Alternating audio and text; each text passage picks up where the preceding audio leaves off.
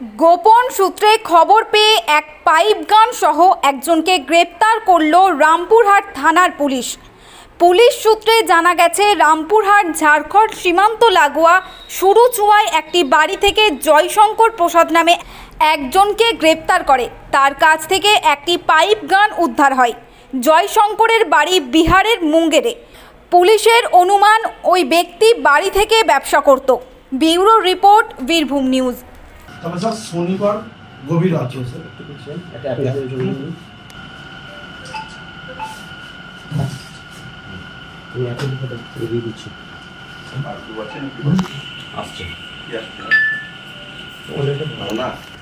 গল্পটা কিছু না, সুরুচিয়াতে একটা ইয়ে ছিল, আপনার গ্যারেজ, যেখানে গাড়ির প্যাচার এসব জিনিসপত্র ওরা মেরামত করতো।